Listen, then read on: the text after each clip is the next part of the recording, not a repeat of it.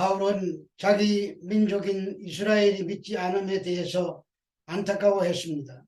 그들이 하나님의 말씀을 몰라 듣던 것도 아니고 충분히 깨달아 알 수 있도록 선지자들을 통하여 말씀하셨음에도 불구하고 율법 지킴으로 자기의 의를 내세우고 성육신하신 예수님을 거부했습니다. 그래서 모세가 내 백성 아닌 자로서 너희를 시기나게 하며 나를 찾지 아니한 자들을 찾은 바 될 것이라고 예언한 말씀으로 그들을 돌아올 것을 촉구했습니다.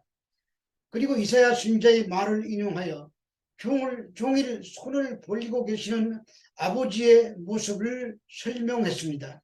그럼에도 불구하고 그들은 예수님을 구세주로 믿지 않았습니다. 오히려 십자가에 못 박아 제거해 버림으로 자신들에게 걸림이 되는 돌을 제거해 버린 것입니다. 그래서 동족인 유대인들의 구원에 대한 소망이 없어 보였습니다. 그러나 바울은 아니라고 부정합니다. 자신을 예로 들어 버렸겠느냐고 안문합니다. 나도 유대인이고 베냐민 지파인데 나를 버리지 않으셨다면 다 버리신 것은 아니라는 말입니다. 그리고 엘리야 때의 사건을 예로 들어 남은 자가 있다고 증거합니다. 그들은 하나님께서 미리 아신 자들로 돌아오지는 않았지만 돌아올 자들이 있다는 말입니다. 그들은 은혜로 남은 자들이라고 했습니다. 로마서 11장 7절의 말씀입니다. 그런즉 어떠하냐 이스라엘이 구하는 그것을 얻지 못하고 오직 택하심을 입은 자가 얻었고 그 남은 자들은 우둔하여 졌느니라. 바울은 이스라엘의 선택된 소수 즉 남은 자에 관하여 말한 후 이제 대상을 바꾸어 이스라엘의 완악한 다수에 대해서 말하고 있습니다. 이스라엘 백성들은 하나님으로부터 의롭다 하심을 얻기 위해 인간적인 행위인 율법 지킴이 필요하다고 생각했습니다. 그러나 그런 행위로는 이스라엘이 구하는 그것을 얻지 못하였다고 합니다. 이스라엘 백성들이 행위를 통한 칭의를 매우 열정적이고 반복적으로 추구했지만 그것으로는 의롭다함을 받을 수가 없었다는 말입니다. 여기서 구하는에 해당되는 에피제테이는 현재 시제로 이스라엘은 지금도 반복하여 율법 행함을 통하여 칭의에 도달하려 하고 있다는 뜻입니다. 이어서 두 개의 동사가 등장하는데 얻다와 우둔하여 졌다입니다. 그런데 이 두 단어는 다 과거 시제입니다. 이스라엘이 구하는 것은 자기의 의로 칭의에 이르는 것입니다. 구하는 것은 현재 시제라고 했습니다. 그러니까 현재 시제와 과거가 앞뒤로 뒤섞여 반복되고 있는 모양새입니다. 그것은 우둔하여 져서 구하고 구하다가 우둔하여 지고가 반복되고 있다는 뜻입니다. 그들과 그들의 상태가 이제는 인간 본래의 감정이나 도덕성을 잊어버리고 참과 거짓, 선과 악을 분간하는 양심의 기능마저도 상실해 버렸다는 말입니다. 그러므로 이스라엘은 구원을 얻고자 노력해 왔어도 숲으로 돌아갈 수밖에 없는 것입니다. 반면에 의롭게 되어 구원을 얻는 것은 오직 하나님이 택하심에 의해서 이루어진다는 사실을 강조하고 있는 문장 구성입니다. 택하심을 받지 못한 남은 자들은 하나님으로부터 버림을 받은 자들인데 버림을 받았기에 또한 그들이 우둔하여 진 것입니다. 로마서 11장 8절의 말씀입니다. 기록된 바 하나님이 오늘까지 그들에게 혼미할 심령과 보지 못할 눈과 듣지 못할 귀를 주셨다 함과 같으니라. 이스라엘이 우둔하여 진 것은 이미 예언되어진 것입니다. 그래서 기록된 바라고 시작합니다. 모세와 이사야 시대의 이스라엘 백성이 강팍했던 것과 같이 바울이 복음을 전하던 시대에도 그 백성들이 복음을 깨닫지 못하는 모습을 지적하고 있습니다.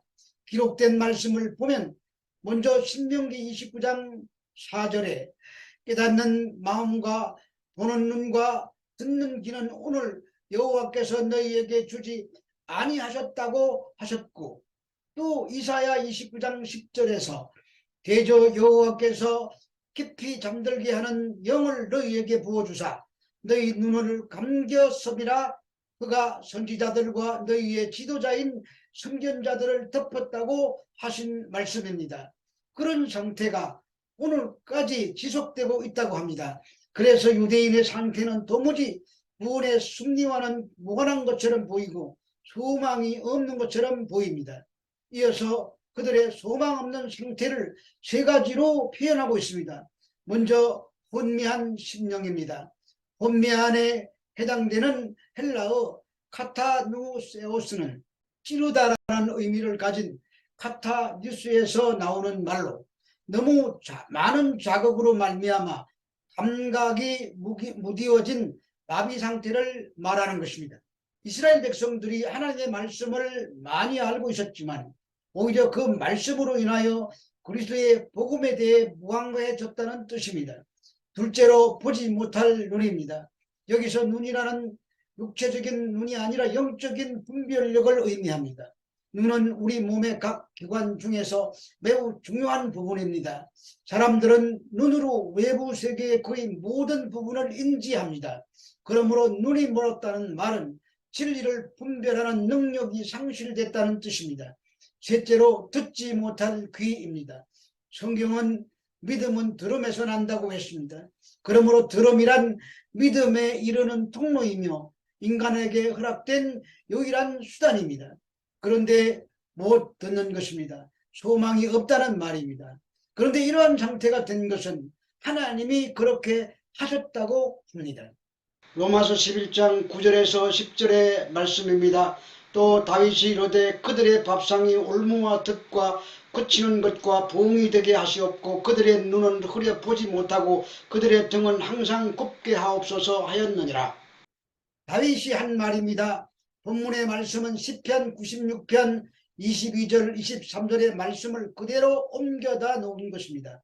시편 69편은 메시아의 고난을 예언하고 있는 시편입니다.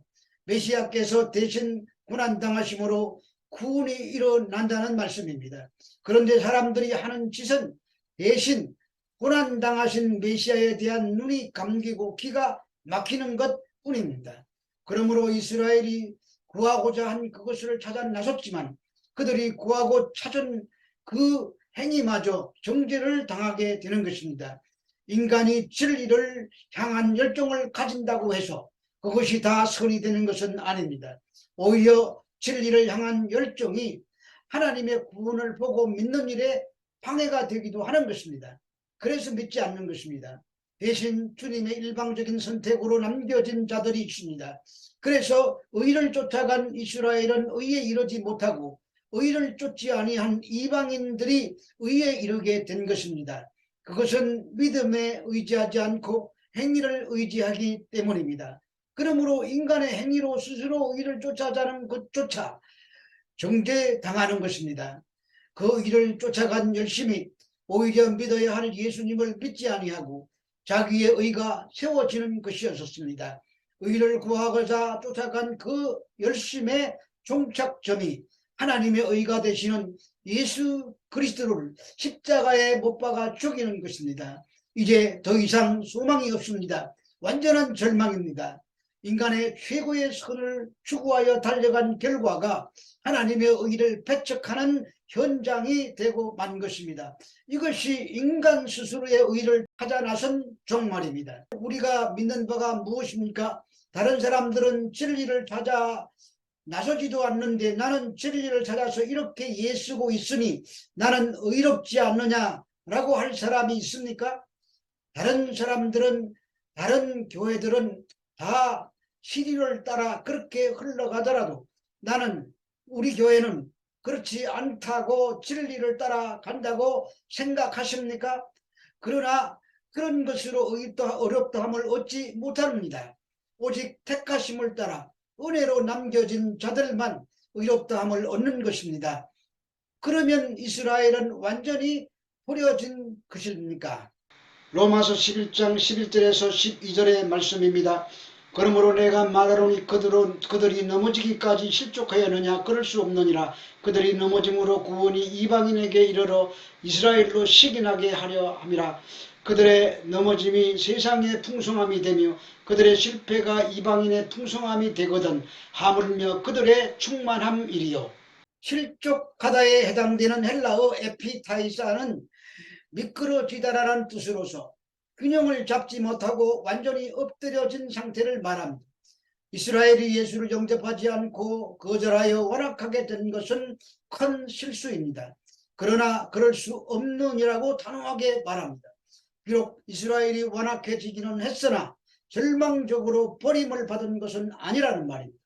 하나님은 그 일로 복음이 이방인에게 전파되는 계기가 되게 하셨습니다. 이들은 그리스도 밖에 있던 자들로 약속에 대해 외인이요 구원에 대한 소망이 전혀 없었던 자들이었습니다. 바로 이런 자들이 하나님의 구원을 받아 그의 백성이 된 것입니다. 따라서 이스라엘과 이방인의 벽이 무너지고 하나님의 구원이 더 이상 민족의 개념으로 제한되지 않게 되었습니다. 그래서 그러한 사실이 선민으로 택함을 받은 이스라엘로 식인하게 만든 것입니다.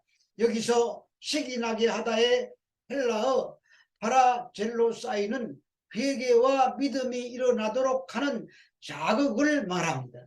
이것이 이방인의 구원을 통해 유대인의 질투심을 유발시켜 회개하게 하고 구원받게 하시는 하나님의 구원 계획이었습니다. 이러한 시기로 인해 비록 괴로움이 있기는 했어도 궁극적으로는 이스라엘이 그리스도께로 돌아오게 된다는 말입니다. 그래서 온 세상에 구원의 복음이 전파되는 계기가 되는 것입니다. 여기서 풍성함이란 현재와 종말론적 풍성함을 다 포함하고 있습니다. 그러므로 풍성함은 이방인의 구원을 통해서 천국 백성이 풍성해지는 것입니다.